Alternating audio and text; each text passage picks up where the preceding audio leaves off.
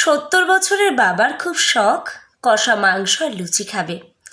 ছেলে বৌমা কিছুতেই খেতে দেবে না।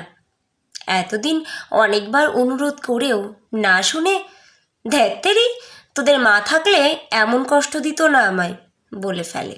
ছেলের উত্তর এলো, বাবা, তোমার ভালোর জন্যই বলছি, ডাক্তার মানা করেছে, এরপর শরীর খারাপ হলে আমাদেরই অফিস কামাই করে ছোটাছুটি করতে হবে। নিজের ভালো তো পাগলেও বোঝে। কথাগুলো ভীষণ চেনা। ছেলে ছোটবেলায় আইসক্রিম খেতে চাইলে ঠিক এই কথাগুলোই বলতো বাবা। মা, কোথায় যে রেখেছো ব্যাংকের কাগজগুলো, যেখানে বলছো দেখতেই পাচ্ছি না। একটা জরুরি জিনিস ঠিক করে রাখতে পারো না? আশ্চর্য। মা নিজেই বোঝে বয়সের ভারে সব কিছু ঠিকঠাক মনে থাকে না আজকাল, তবু কথাগুলো ভীষণ চেনা। ছোটবেলায় ছেলে কোথাও কিছু রেখে মনে করতে না পারলে এভাবেই বকা দিত।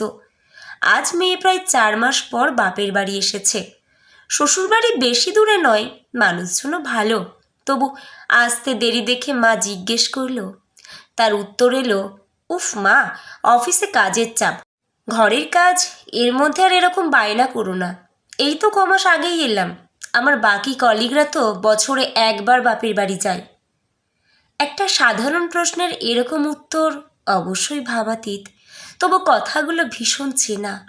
যখন প্রতি রবিবার মেয়ে বায়না করতো বেড়াতে নিয়ে যেতে, ঠিক এইভাবেই উত্তর দিত মা। বাবা, তুমি প্রেশারের ওষুধ খাওনি আজ?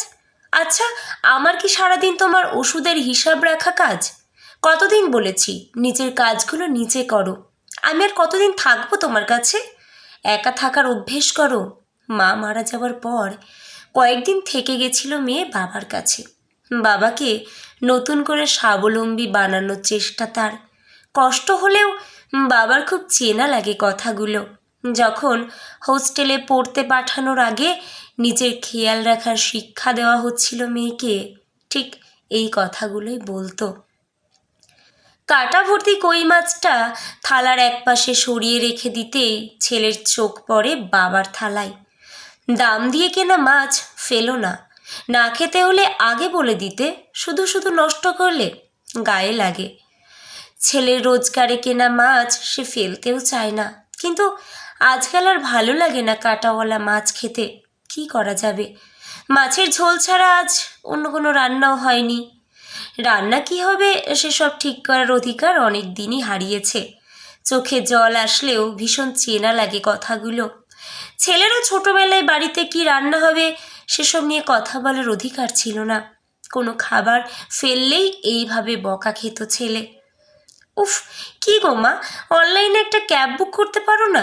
ছোট থেকে বড় সবাই পারে, এত সহজ জিনিস, তোমায় নিয়ে তো মহা মুশকিল। আচ্ছা দেখি, আমি বুক করে দিচ্ছি, প্লিজ আর একবার ভালো করে দেখে নাও, আমি বারবার দেখাতে পারবো না।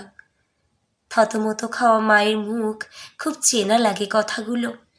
ছোটবেলায় পড়া না পারলে ছেলেকে এভাবেই বকতো মা।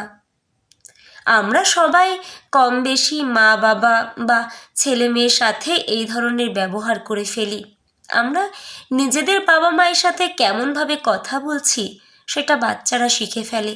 এটা যেমন ঠিক, তার চেয়েও বেশি শেখে আমরা ওই ছোট্ট ছোট্ট মানুষগুলোর সাথে কেমনভাবে কথা বলছি।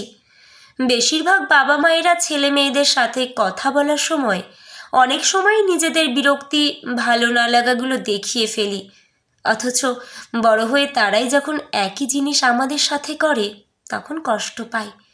শুধু বয়সে ছোট বলেই তাদের ইচ্ছা অনিচ্ছা, পছন্দ, ভালো লাগা সব আমরা ঠিক করে দেব, এই ধারণা থাকলে এরকম ব্যবহার পেতেই হবে। প্রত্যেক বাবা মা নিজেদের সন্তানকে সবচেয়ে ভালো বোঝে, তাই এরকম কোনো সর্বজনীন নিয়ম হয় না যে এইভাবেই কথা বলতে হবে, এইভাবেই বকতে হবে বা বকা দিতেই হবে না। প্রত্যেক মানুষই ভালো খারাপ মেশানো হয়।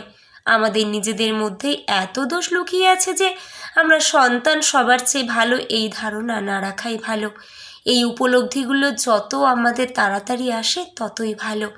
মনের শান্তির জন্য, সংসারের শান্তির জন্য, সম্পর্কের জন্য, শরীরের জন্য, জীবনের জন্য।